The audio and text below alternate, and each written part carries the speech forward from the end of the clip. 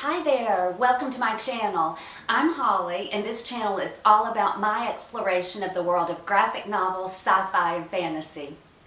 So, in my last video, I talked about the theme of moral ambiguity and the corruption of heroism in the graphic novel Kingdom Come. And you know what?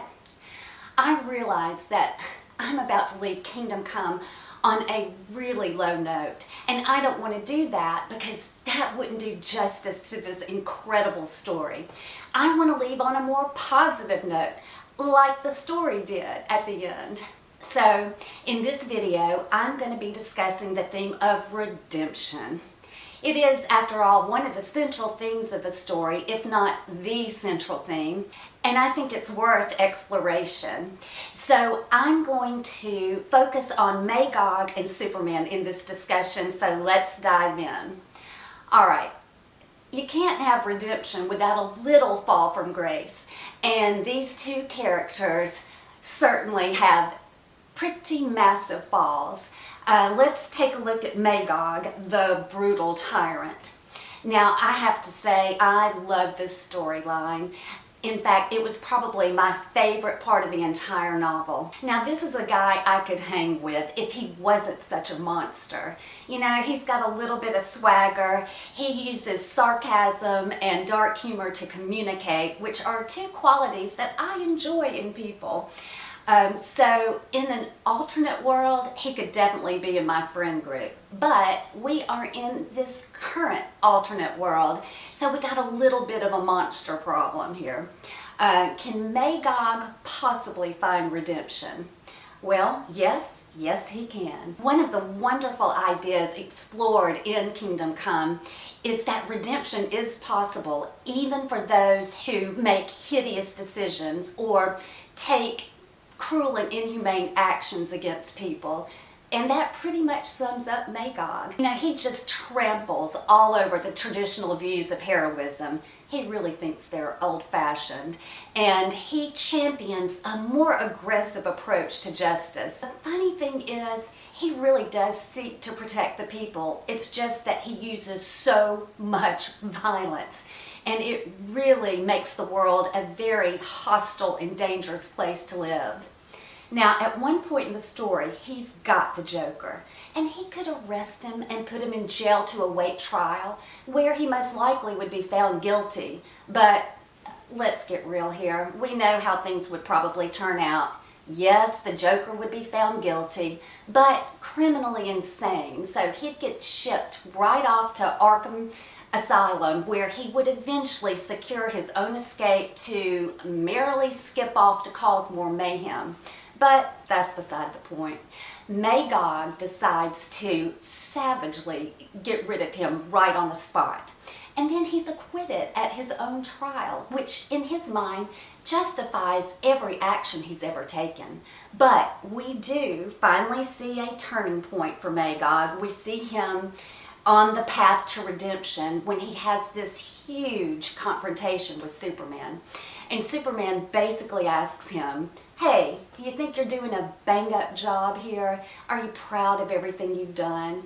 And Magog just looks around and all he sees is death and destruction and chaos and conflict and fear. And he knows it's his methods that have led to all of this. And you know, the important thing is that he recognizes it and he admits it. He sees a world on the brink of collapse, if not total annihilation, and he knows it's his fault. And so he has this complete mental breakdown, and we see him weeping and wailing and begging to be imprisoned or just gotten rid of. So at the end of his storyline, we see that he grows a conscience. Or, you know, maybe he had a small conscience and he was finally paying attention to it.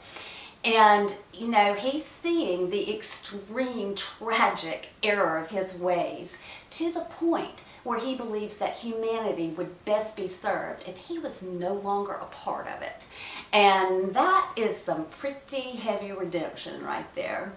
All right, guys, let's now turn our attention to Superman and his fall from grace and road to redemption.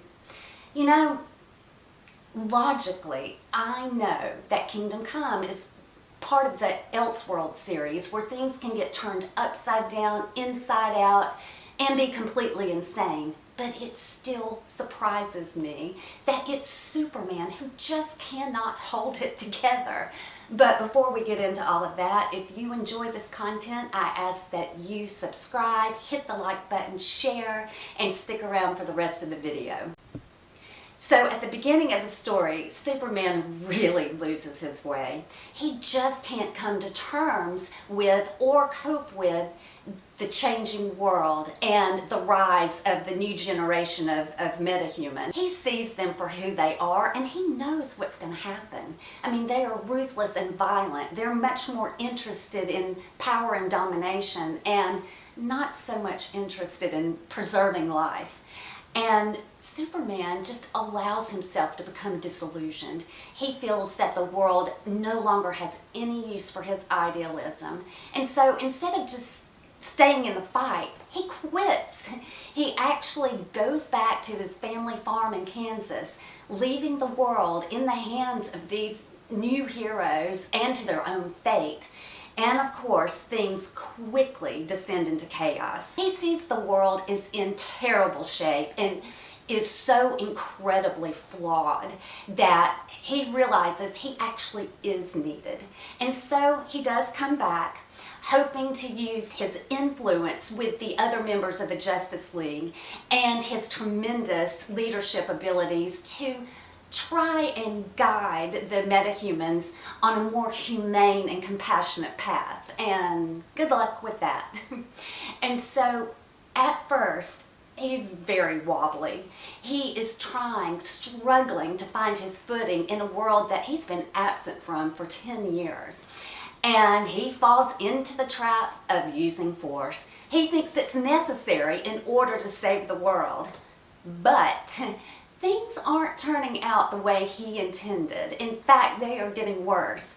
But you know what? I guess that's what happens when you build a gulag and imprison everybody who disagrees with you.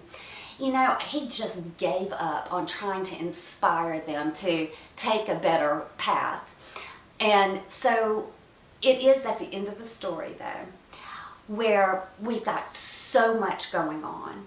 And he's seeing all of this, and he gets to kind of compare and contrast. And we see Wonder Woman, who bangs one of the metahumans at the gulag. We've got the military aircraft coming in to detonate a nuclear device on the gulag. We have Billy Batson, Captain Marvel, who sacrifices his life to save everybody, the metahumans and the humans alike. And finally, we have dear sweet Norman McKay, who gives this impassioned plea to Superman to please use his human side to make his next decisions. And finally, Superman comes to his senses. He's got this moment of clarity where he knows that brute force is never going to work, and that it's going to take unity between everybody, humans and metahumans, facing challenges together and coming up with solutions together. And so Superman's redemption really doesn't come from his return, which was very important, but it really is his return to his original principles and ideals that make him the symbol of hope. And so wrapping up here, this was my favorite theme of the whole story.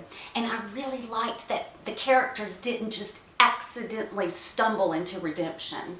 Although I don't know if anybody actually ever really stumbles accidentally into redemption, but it did require some introspection, and in some cases, a lot of introspection.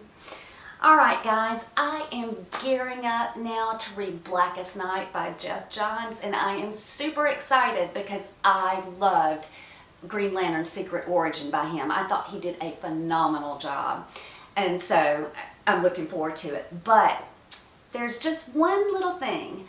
I feel like I'm about to get introduced to a lot of characters that I have no clue about. And so my go-to is I'm thinking, I have to read an origin story on all of these characters before I can possibly read this epic.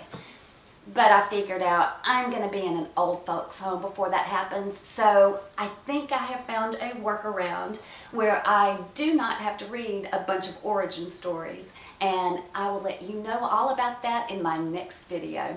Alright, I am out of here, but please stay tuned. I'll be right back.